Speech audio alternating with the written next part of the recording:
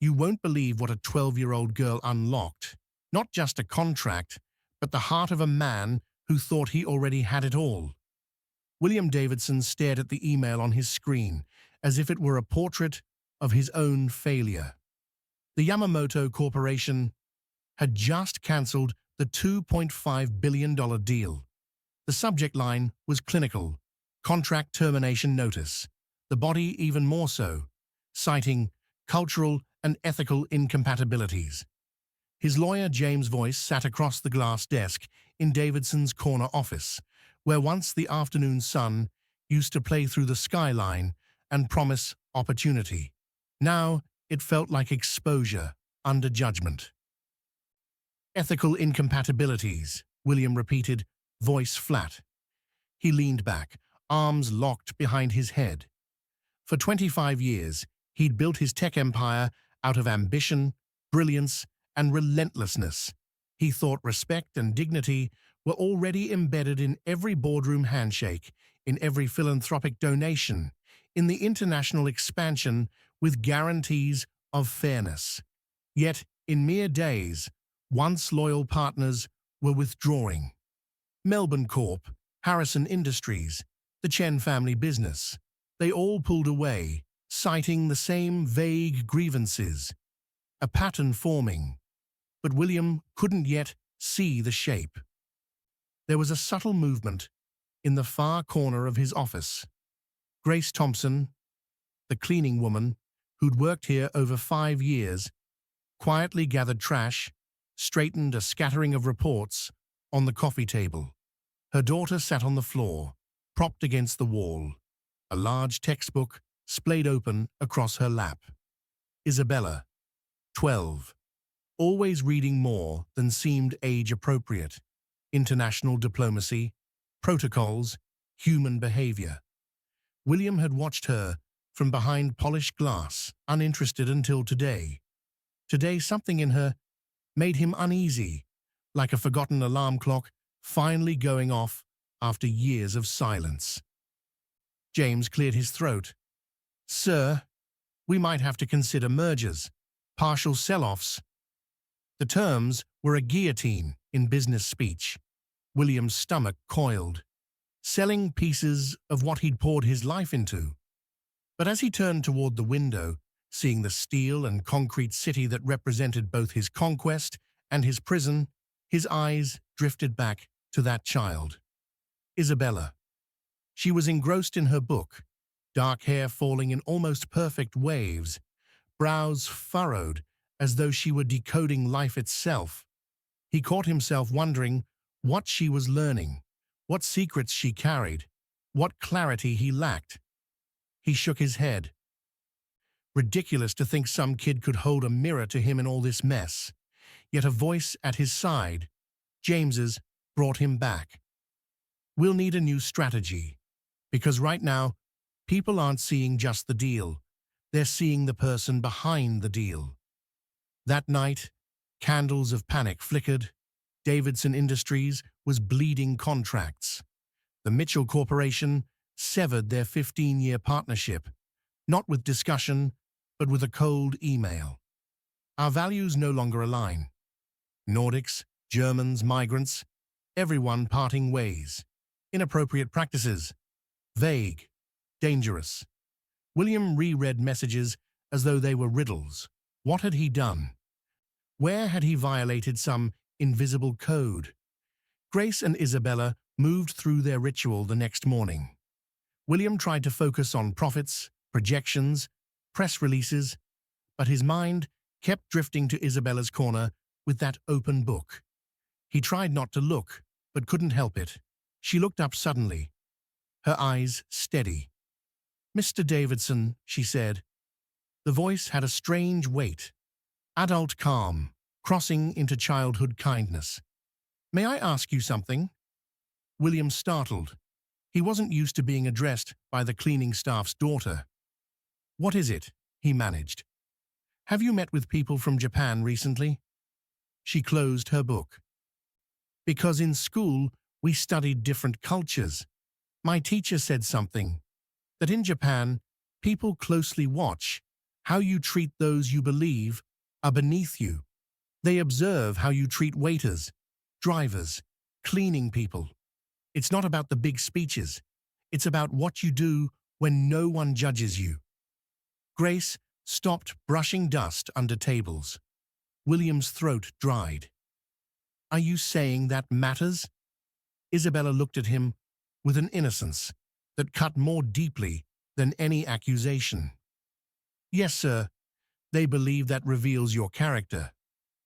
And I couldn't help thinking, maybe they saw things you didn't. It felt like someone opened a door he never noticed.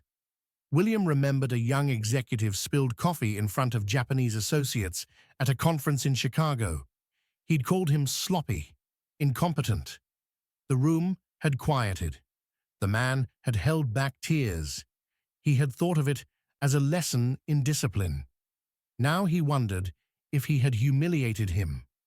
Another time, he'd skipped greeting hotel staff in Tokyo because he'd been tired. A hotel hallway, a waitress, it didn't seem to matter at the moment. But perhaps someone saw. Perhaps all the apologies weren't enough because the betrayal was in the details.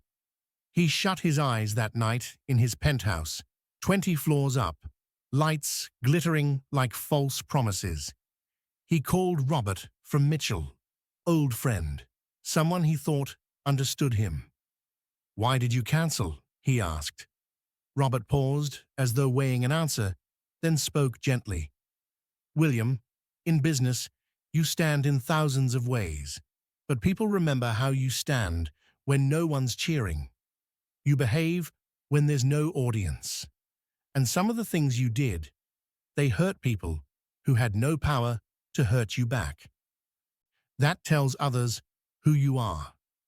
William didn't like how vulnerable the conversation forced him to be.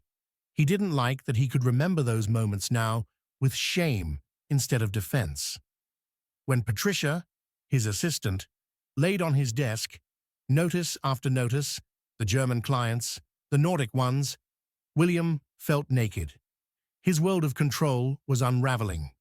He realized apologizing might be the first hard thing he actually needed to do. Not for show, not for contracts, for awareness, for truth. That afternoon, he found himself walking through his office.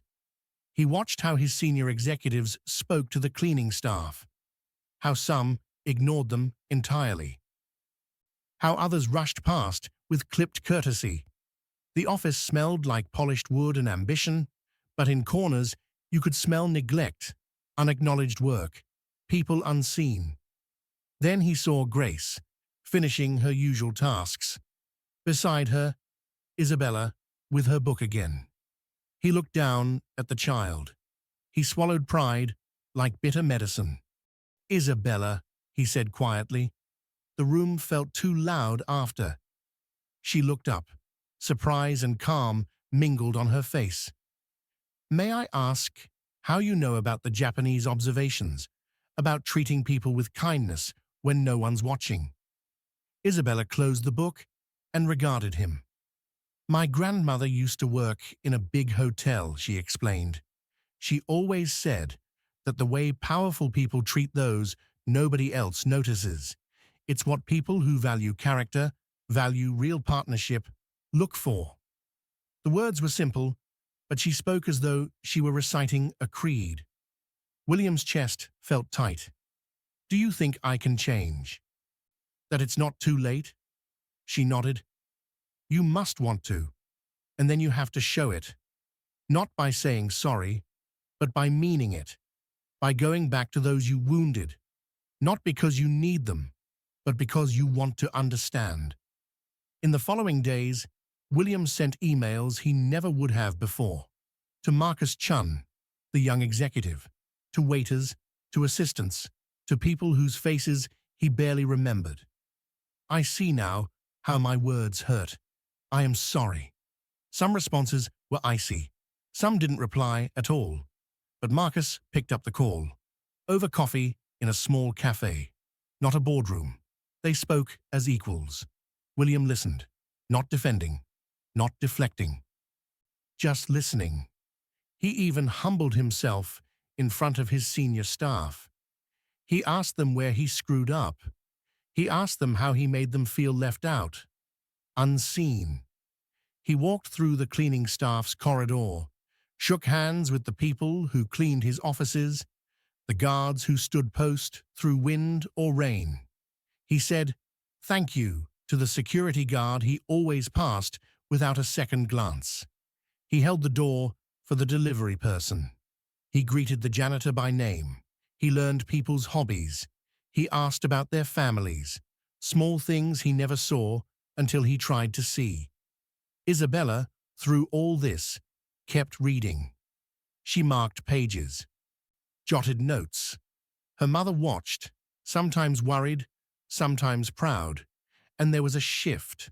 Words spread among Yamamoto's executives, among Mitchell's, among the overseas partners. The message changed. Instead of whispers of arrogance, people spoke of a man trying to become better, a man brave enough to search within. Then the unexpected call came. Yamamoto personally asked to meet, brief and formal. "Mr. Davidson, I have heard interesting things. I would like to talk." William agreed, heart thumping. He insisted Isabella and Grace attend. He wanted his transformation witnessed by those who mattered before those most judged him. They met at Sakura, a Japanese restaurant chosen with consideration. Soft light, quiet ambiance, table set with precision. When Mr. Yamamoto entered, behind him came Robert, Marcus Chun, the Chen family. The room held more than business. It held expectations. Yamamoto bowed. Davidson bowed in return. Isabella, graceful and composed, said a greeting in Japanese she'd been practicing. The executives exchanged glances, impressed. The language was awkward, but her humility was real. Her respect defied her age. "Mr. Davidson," Mr. Yamamoto said, "I wanted to see whether this change, this sincerity, was more than words." William's throat a knot. He looked at people whose trust he'd broken, whose contracts he'd lost. They listened. Isabella stood and spoke, calm, steady. She told her grandmother's stories. She told how she wrote letters, school project letters, she said, interviewing people who worked under him, unnoticed people. She described a network of daily truth, how kindness or harshness, respect or disregard, travel past titles and reach people who talk amongst themselves. In forums, over time. She explained how many powerful people behave under pressure, that they build walls, others build bridges. She said, "I think this meeting isn't just for contracts. It's for what kind of person we decide to do business with." Davidson listened. Marcus Chin said that they'd made a pact. They paused not because the business was bad, they paused because character was. If a leader couldn't be trusted in small moments, what trust could be built in great ones? They had watched, they had tested, they had invited him to prove himself, not to them, but to his own better self. Then Yamamoto smiled, small and genuine. "We restore all contracts with expanded partnership clauses," he said. "But there is one condition." Davidson's heart thundered. "Isabella Thompson becomes our organizational culture consultant. We expect from her voice, from her insight." Grace covered her mouth, stunned. William's throat tight. The promise felt weighty. Isabella shook his hand with quiet dignity. After months, the change rippled out. Davidson Industries, recovering not just its lost deals, but its reputation. Employee satisfaction soared. Gossip turned from criticism to curiosity. How did such a turnaround happen? When William walked the halls, people greeted him differently. He no longer felt above them, but beside them. A man who believed power meant dominance turned into one who understood it meant service. And Isabella, though still young, became sought after for speaking engagements. Universities asked her to lecture. Even Harvard reached out, wanting a leadership program built around her ideas. At 13, she had become a figure people listened to, not as novelty, but as authority, born of character. One evening, William sat in his now renewed office, the walls quieter, the atmosphere warmer. Isabella came in, holding a monthly report. Employee satisfaction, 97%, she said. Proud, he smiled, she laughed, pure. Grandma always said real happiness comes from using our gifts to help others. She was exactly where she needed to be. William looked out at the city lights, not as conquered territory, but home. And he asked her softly, "How can I ever thank you for saving more than just my contracts?"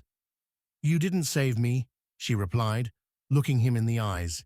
"You saved yourself. I just showed you where to look." He understood then. Real leadership isn't taught in boardrooms.